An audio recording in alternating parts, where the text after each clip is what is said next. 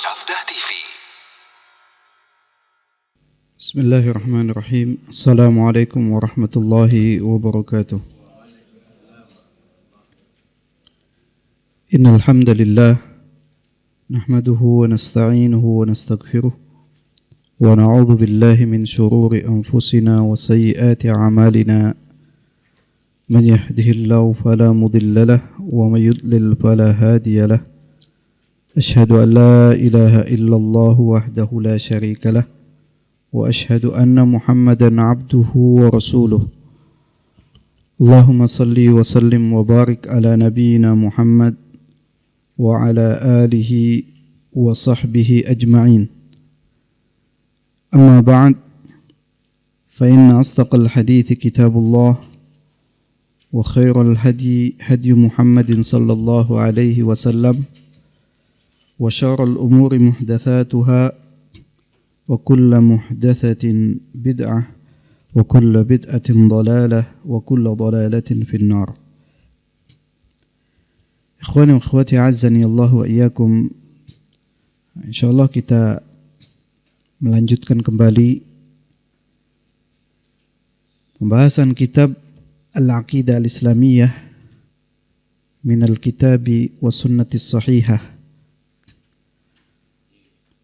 Dan kita melanjutkan jawaban dari pertanyaan tentang al-khawf dan anwa al-khawf, macam-macam takut. Di mana pertemuan sebelumnya telah disampaikan tentang jenis yang pertama, yaitu al-khawf al-i'tiqadi. Dan pada pertemuan kali ini kita memasuki jenis yang kedua, yaitu al-khawfut tabi'i.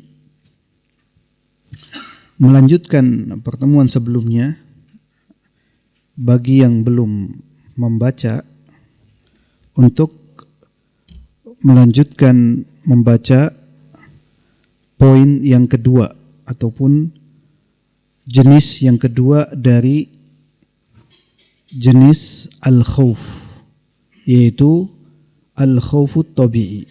Di sini jenis ataupun macam yang kedua dari macam-macam rasa takut, yaitu al-khawfut tabi'i, takut yang biasa gitu. Takut ini memang menjadi salah satu sifat bagi manusia.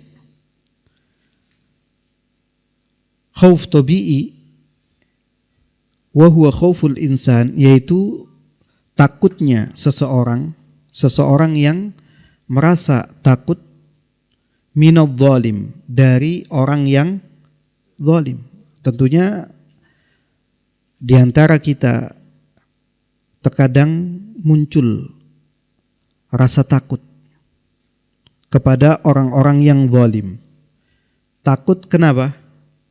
Takut kita dizalimi, takut kita terkena kezalimannya. Selain takut kepada orang yang zalim, juga awil wahsy, takut seseorang yang takut kepada apa? Al-wahsy, yaitu binatang buas. Binatang buas seperti apa? Ada singa, ada harimau, ada apa lagi? Ular, atau binatang apa saja.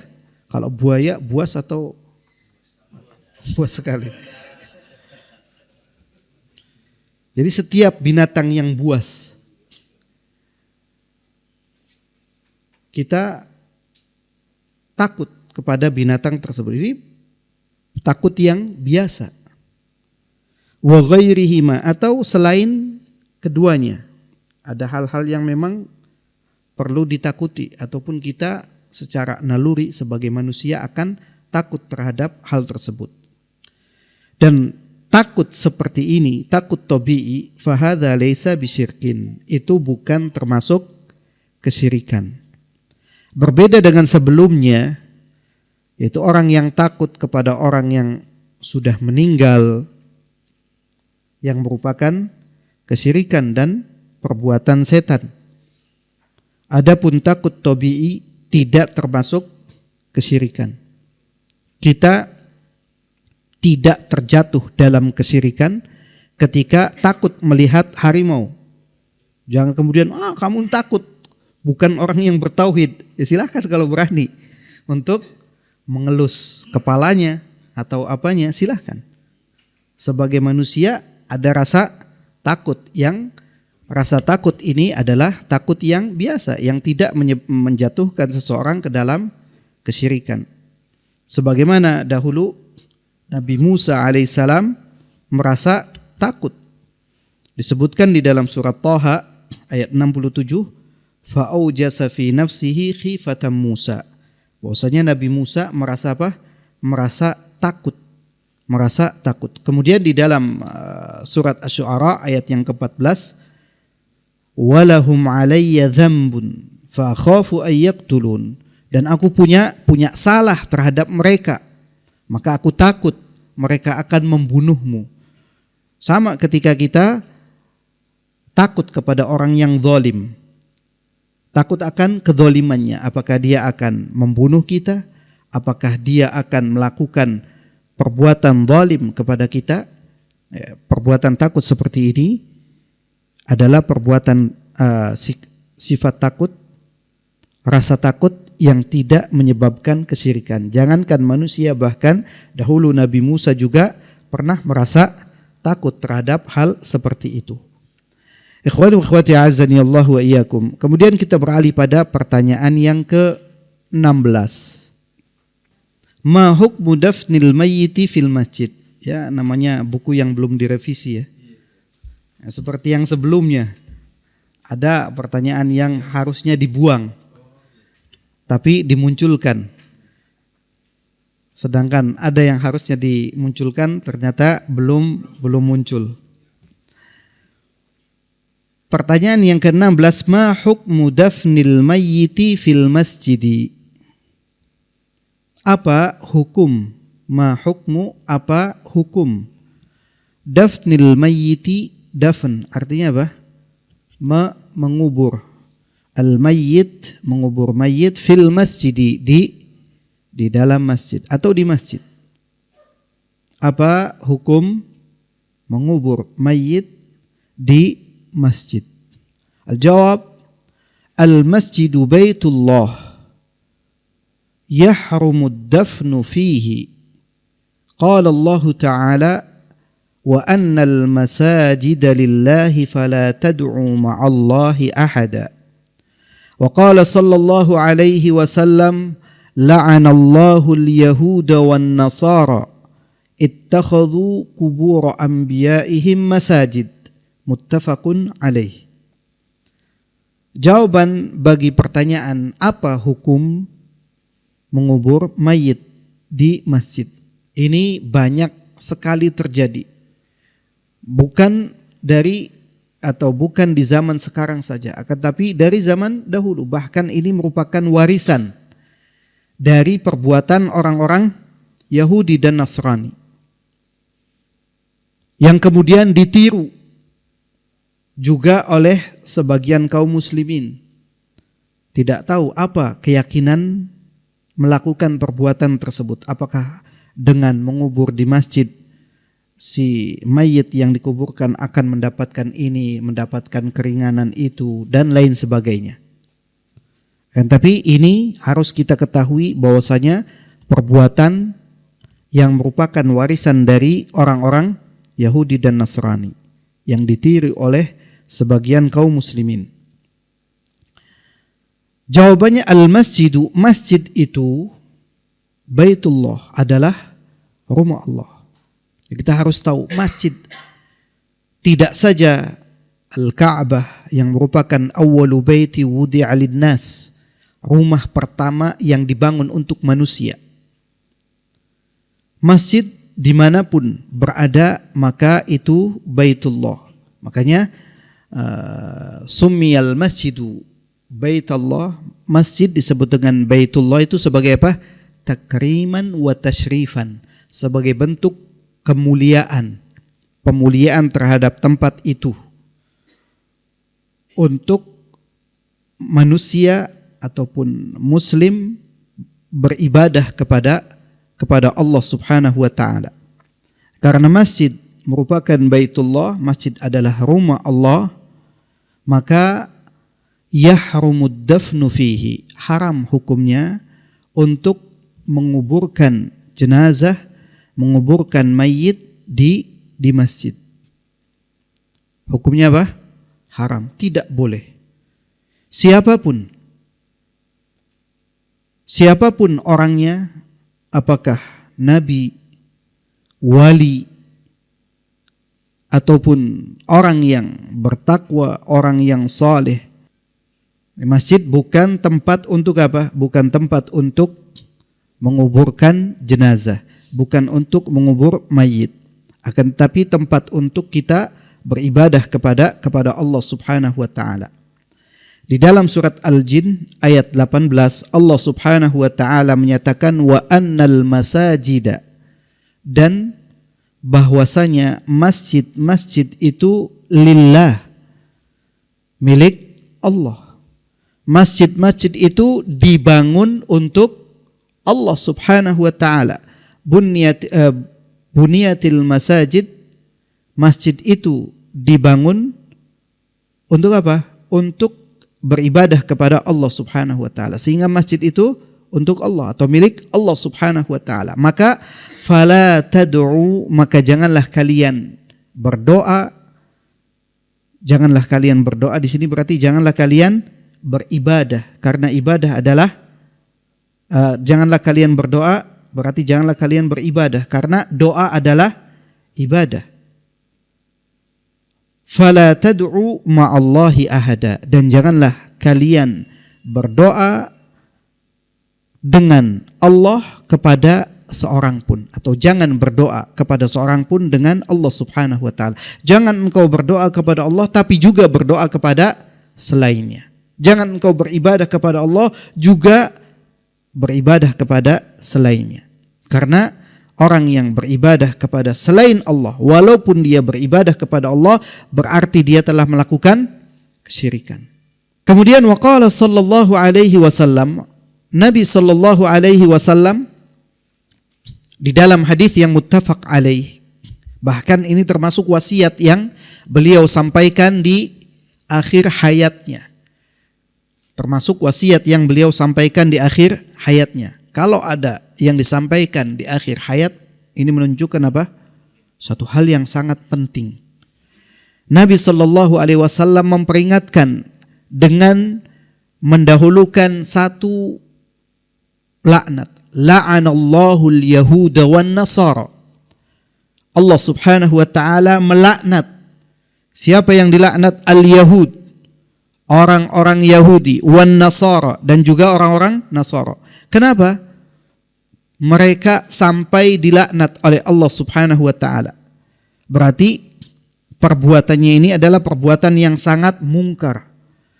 Perbuatan yang sangat mungkar sehingga perbuatan tersebut menyebabkan mereka dilaknat oleh Allah Subhanahu wa taala. Mereka dilaknat oleh Allah Subhanahu wa taala dikarenakan ittakhadhu qubur anbiya'ihim masajid. Mereka menjadikan kubur-kubur para nabi sebagai masjid. Dikubur nabi-nabi mereka sebagai masjid. Makanya Nabi sallallahu alaihi wasallam ketika hidupnya berdoa kepada Allah Subhanahu wa taala, Allahumma la taj'al qabri wathanan yu'bad. Ya Allah, jangan jadikan kuburku sebagai apa? Sebagai berhala yang diibadahi. Dan Allah Subhanahu wa taala mengabulkan doa nabinya. Walaupun sudah mengalami perluasan Masjid Nabawi, tetap dihukumi terpisah dengan kuburan Nabi sallallahu alaihi wasallam. Kenapa? Karena ada tiga lapis bangunan yang memisahkan masjid tersebut. Walaupun ketika awal terjadi perluasan yang memasukkan kamar Aisyah radhiyallahu anha itu diingkari oleh para sahabat. Yang kemudian dilakukan pembuatan beberapa bangunan yang dengannya itu menjadi terpisah. Orang-orang Yahudi dan Nasara itu menjadikan kubur para nabinya sebagai masjid. Dan pertama kali timbul kesyirikan ketika di zaman Nabi Nuh alaihissalam. Yang apabila mereka mendapati orang-orang saleh di antara mereka meninggal, maka mereka membuat apa? Membuat patung sebagai bentuk apa? Sebagai awalnya sebagai bentuk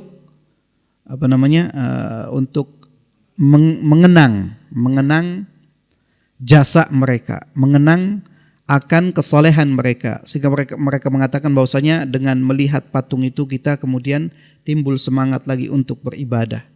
Di awal dibuatnya patung-patung tersebut tidak disembah, tidak diibadahi karena belum ada penyimpangan. Namun setelah berjalannya waktu, ilmu sudah mulai tergeser, orang jauh dari ilmu, banyak kejahilan, maka orang-orang yang melihat dahulu orang-orang tua kita, nenek moyang kita berada di patung-patung tersebut, dianggap sedang beribadah, sehingga akhirnya setan membisikkan kepada orang-orang di zaman tersebut dan akhirnya patung-patung itu disembah. Ikhwan wa akhwati azzani Allah wa iyyakum, itu merupakan perbuatan yang dilaknat oleh Allah Subhanahu wa taala. Kemudian pertanyaan yang ke-17, hal tajuzu sholatu fil quburi? Ini pertanyaan yang masih bersambung dengannya, yang berhubungan dengannya. Jawab, la tajuzu liqaulihi ta'ala fawalli wajhaka syatral masjidil haram. Wa qala sallallahu alaihi wasallam la tusallu ilal quburi wala tajlisu 'alaiha, rawahu Muslim. Pertanyaan yang ke-17, hal tajuzu, apakah boleh as-salatu, salat fil kuburi, salat di kuburan atau salat menghadap kuburan. Salat di kuburan ataupun salat menghadap kuburan. Jawabannya la tajuz. Hukum salat di kuburan ataupun menghadap kuburan, yaitu yang di depannya ada kuburan, itu tidak boleh. Apa dalilnya? Allah Subhanahu wa taala berfirman di dalam surat Al-Baqarah ayat 144, fawalli wajhaka syatral masjidil haram. Maka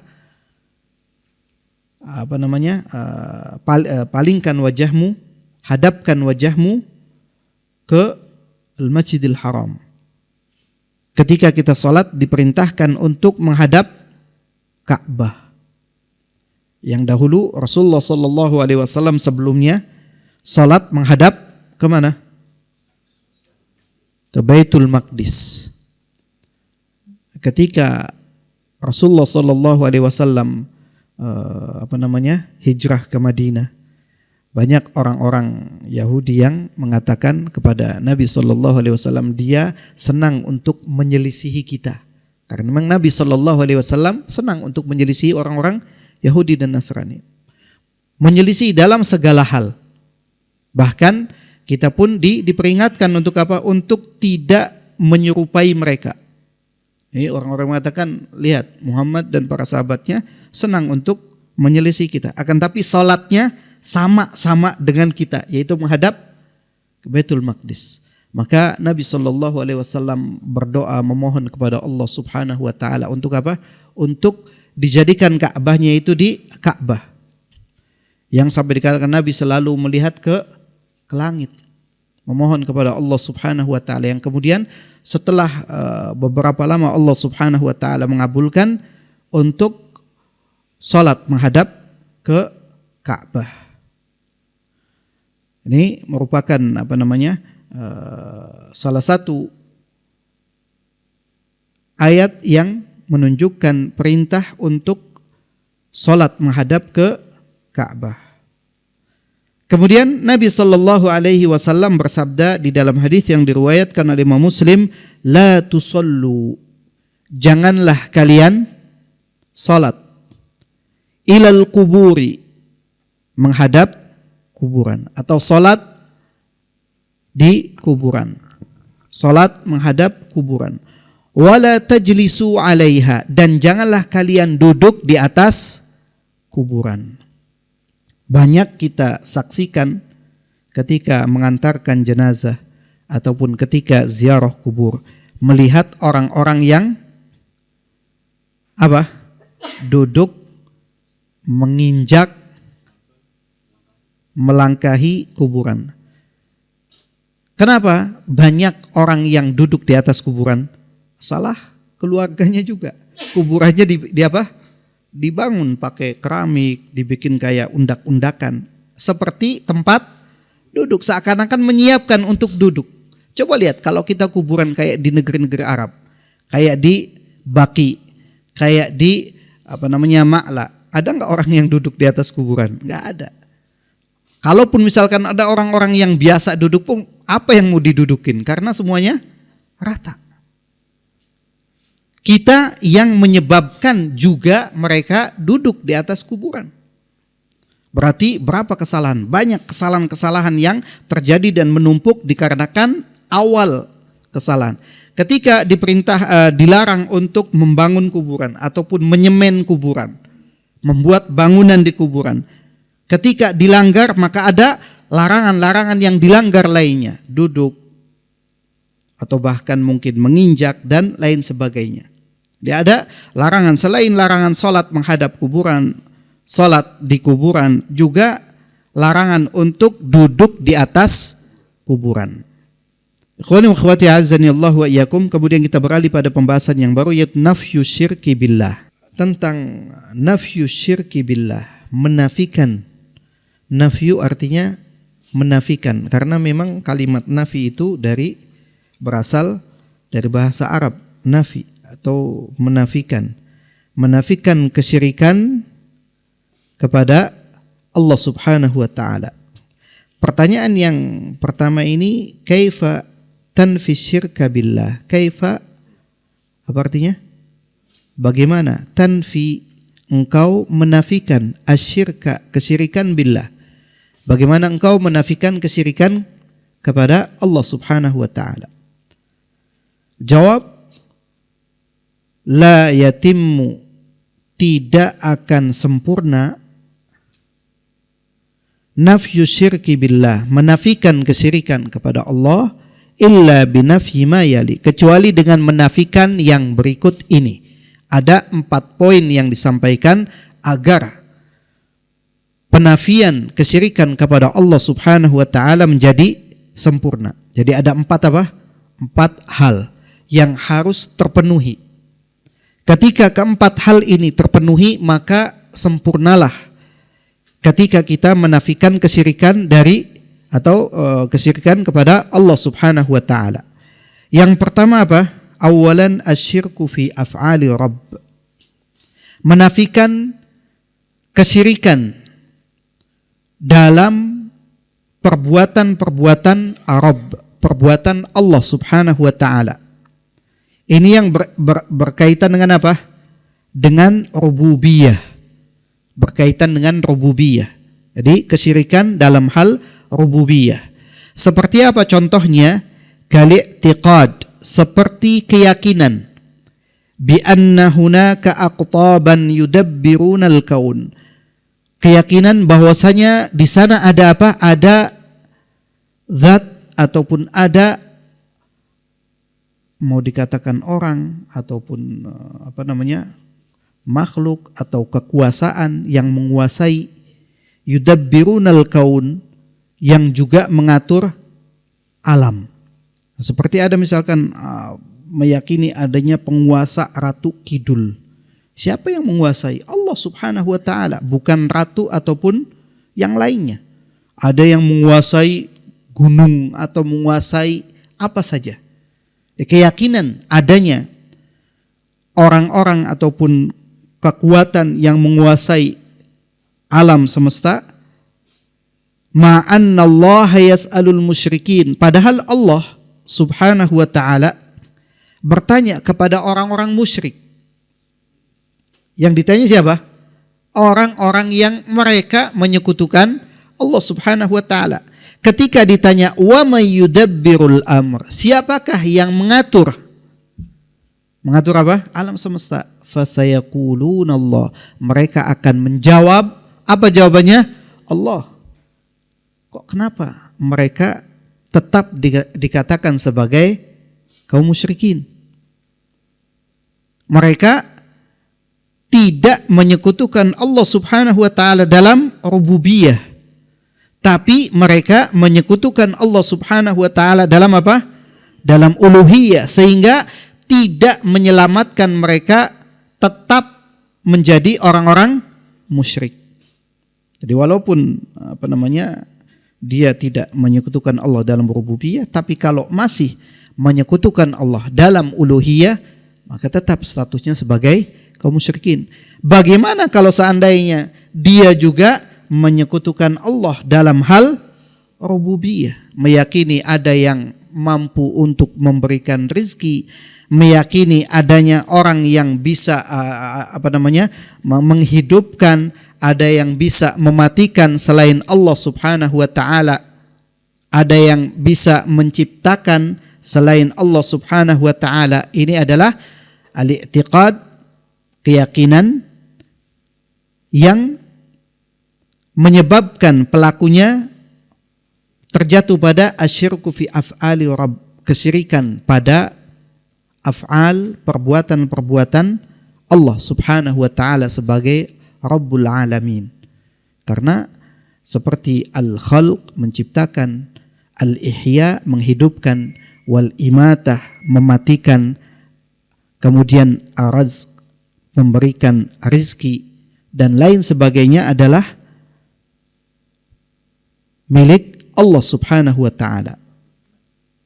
Kemudian poin yang kedua, asyirku fil ibadah. Kita juga harus menafikan kesyirikan dalam hal ibadah, yaitu kesyirikan dalam uluhiyah. Jangan sampai kita terjatuh dalam kesyirikan di dalam ibadah. Apabila kita ingin sempurna, maka selain rububiyah juga di dalam uluhiyah, dalam hal ibadah, kesyirikan di dalam ibadah harus dinafikan. Seperti apa contohnya?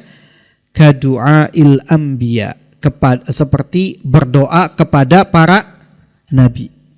Misalkan dia menyebut nabi, ya nabi fulan, atau ya Muhammad, atau siapa saja disebut nama nabinya. Kemudian dia mengatakan agisni, tolonglah aku. Ini berarti dia berdoa kepada nabi. Wal aulia, atau berdoa kepada para wali. Kepada nabi saja tidak boleh, apalagi kepada para wali yang derajatnya jauh di bawah para nabi. Mengatakan ya wali fulan, ya wali fulan, berikan saya anak, ya wali fulan, turunkan hujan, ya wali fulan, minta kepada wali tersebut. Ini berarti dia berdoa kepada para wali. Ini contoh-contoh kesyirikan dalam ibadah. Berdoa kepada para nabi, berdoa kepada para wali. Ini sebagaimana firman Allah subhanahu wa ta'ala di dalam surat Al-Jin ayat 20. Qul, katakan ya Muhammad, innama ad'u rabbi, sesungguhnya aku berdoa kepada Rabbku, aku beribadah kepada Rabbku, wala usyriku bihi ahada, dan aku tidak menyekutukannya, tidak menyekutukan Allah dengan sesuatu pun. Dengan sesuatu pun, ataupun dengan seorang pun. Tidak akan menyekutukan Allah subhanahu wa ta'ala. Dengan cara apa? Tidak beribadah dan tidak berdoa kepada selain Allah subhanahu wa ta'ala. Tidak kepada para nabi dan tidak pula kepada para wali. Atau kepada siapa saja. Saya berdoa, saya beribadah hanya kepada Allah subhanahu wa ta'ala. Selain itu, wa qaulu Rasulillah sallallahu alaihi wasallam, juga berdasarkan sabda Nabi sallallahu alaihi wasallam, di dalam hadis yang diriwayatkan oleh Imam Tirmidzi dan beliau mengatakan hasan sahih, ad-du'a huwal ibadah. Doa adalah ibadah. Adapun kalimat ataupun lafaz yang menyebutkan ad-du'a mukhul ibadah, doa adalah sumsumnya, intinya ibadah, ini adalah hadis yang maudhu ataupun sangat lemah sekali. Karena memang doa adalah ibadah, maka kita tidak boleh berdoa kepada selain Allah Subhanahu wa taala. Ketika seseorang berdoa kepada selain Allah, maka dia telah terjatuh dalam kesyirikan, dan ini yang harus kita nafikan. Menafikan kesyirikan di dalam ibadah.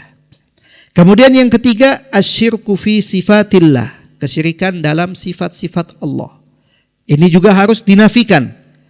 Seperti apa contohnya? Kal-i'tiqad bi anna rusula wal awliya, seperti keyakinan yang meyakini bahwasanya para rasul wal awliya ataupun para wali ya'lamunal ghaib, mereka mengetahui hal yang ghaib. Kalau sampai kita mengatakan bahwasanya nabi itu tahu hal-hal yang ghaib atau wali fulan itu tahu hal yang ghaib, maka ini berarti apa? Kesyirikan dalam sifat Allah Subhanahu wa taala. Padahal Allah Subhanahu wa taala berfirman di dalam surat An-Naml ayat 65, "Qul," katakan ya Muhammad, "la ya'lamu man fis samawati wal ardil ghaiba illallah." Tidak ada yang tahu, siapapun yang ada di langit ataupun yang ada di bumi, tidak tahu apa? Al-ghaiba, tidak ada tahu hal yang ghaib illallah, kecuali Allah Subhanahu wa taala. La ya'lamul ghaiba man fis samawati wal ard. Tidak ada yang tahu hal-hal ghaib, siapapun yang ada di langit ataupun yang ada di bumi. Di langit ini seperti para malaikat, wal ard yang di bumi, manusia, jin dan lain sebagainya. Illallah, kecuali Allah Subhanahu wa taala. Hanya Allah yang tahu hal-hal yang ghaib. Iya, terkadang Nabi sallallahu alaihi wasallam diberitahu tentang sedikit perkara ghaib. Itu diberitahu oleh Allah Subhanahu wa taala. Nabi tidak tahu. Para malaikat juga tidak ada yang tahu. Di antara salah satu bukti adalah ketika Nabi sallallahu alaihi wasallam ditanya oleh malaikat Jibril tentang apa? Tentang kapan terjadinya hari kiamat. Setelah ditanya tentang Islam, kemudian iman, kemudian ihsan. Setelah itu Nabi sallallahu alaihi wasallam ditanya, "Fa akhbirni 'anis sa'ah." Beritahu aku kapan terjadinya hari kiamat. Perhatikan bagaimana jawaban Nabi sallallahu alaihi wasallam. Mal mas'ulu anha bi'a'lama minas sa'il. Mal mas'ul, yang ditanya, bi'a'lam, tidak lebih tahu, minas sa'il, daripada yang bertanya. Atau dengan kata lain apa? Baik yang ditanya ataupun yang bertanya sama-sama gak tahu. Kalau Nabi Muhammad sallallahu alaihi wasallam, Nabi yang merupakan Khalilullah, kekasih Allah, malaikat Jibril yang merupakan aminul wahyi, malaikat yang diberikan amanah untuk menyampaikan wahyu. Di dalam wahyu Allah Subhanahu wa taala banyak menceritakan tentang kejadian-kejadian hari kiamat. Tapi tidak tahu kapan terjadinya hari kiamat, kok bisa-bisanya ada orang yang ngaku ataupun mengklaim ataupun mengatakan akan terjadi hari kiamat tanggal sekian ataupun setelah sekian. Kok berani seperti itu? Apakah dia merasa lebih hebat daripada Nabi Muhammad sallallahu alaihi wasallam atau lebih hebat dari malaikat Jibril? Yang keduanya dinyatakan oleh Nabi tidak ada yang tahu. Dan hari kiamat, terjadinya hari kiamat termasuk perkara ghaib yang telah dinafikan oleh Allah Subhanahu wa taala. Tidak ada yang tahu kecuali Allah Subhanahu wa taala. Bahkan Nabi sallallahu alaihi wasallam bersabda, wa qala sallallahu alaihi wasallam, la ya'lamul ghaiba illallah. Di dalam hadis yang hasan yang diriwayatkan oleh Imam At-Tabrani, Nabi sallallahu alaihi wasallam menyatakan, la ya'lamul ghaiba, tidak ada yang tahu tentang perkara ghaib illallah, kecuali Allah Subhanahu wa taala. Siapapun, nabi ataupun malaikat, apalagi derajatnya lebih rendah, wali atau bahkan manusia biasa. Tidak ada seorang pun yang tahu, hanya Allah Subhanahu wa taala yang tahu tentang perkara-perkara ghaib. Kemudian yang keempat, agar penafian kita dalam kesyirikan kepada Allah Subhanahu wa taala menjadi sempurna, yaitu asyirku fit tasbih, menafikan kesyirikan dalam penyerupaan, yaitu menyerupakan Allah Subhanahu wa taala dengan makhluknya. Bagaimana menyerupakan Allah Subhanahu wa taala dengan makhluknya? Ka'an yaqul, seperti ada orang yang mengatakan la buddali min wasitati basharin hina ad'ullah. Saya ini harus ada apa? Wasitah. Wasitah artinya apa? Perantara. Basharin, manusia yang menjadi perantara, hina ad'ullah, ketika aku berdoa kepada Allah Subhanahu wa taala. Ini bentuk penyerupaannya seperti apa? Kal amiril ladzi la astati'u ad-dukhula alaihi illa biwasitah. Seperti seorang pemimpin, contoh misalkan presiden. Jangankan presiden, baru tingkat seperti bupati, ada ajudan, ada protokoler yang apabila kita ingin menemui harus melalui apa? Harus melalui ajudannya itu, melalui protokol tersebut. Kal amiril ladzi la astati'u ad-dukhula alaihi. Saya tidak bisa menemuinya kecuali dengan apa? Biwasitah, dengan perantara.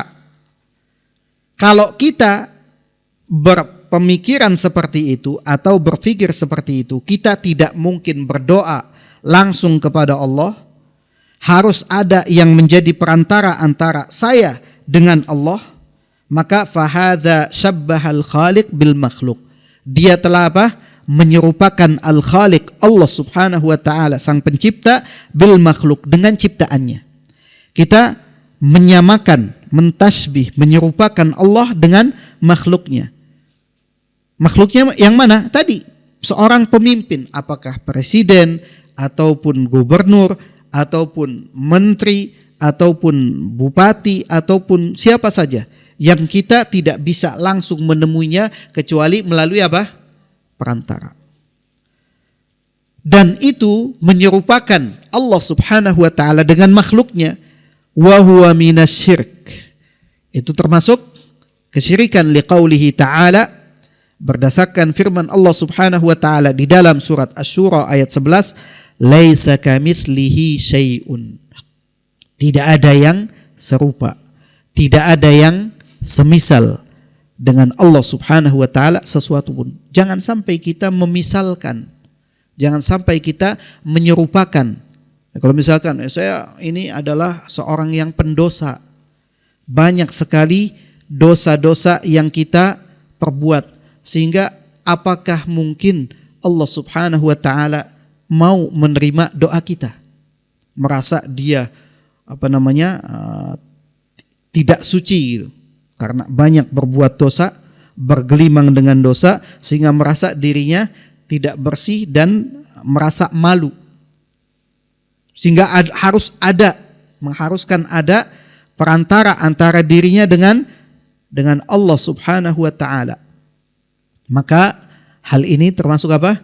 Termasuk kesyirikan. Allah Subhanahu wa taala tidak butuh perantara.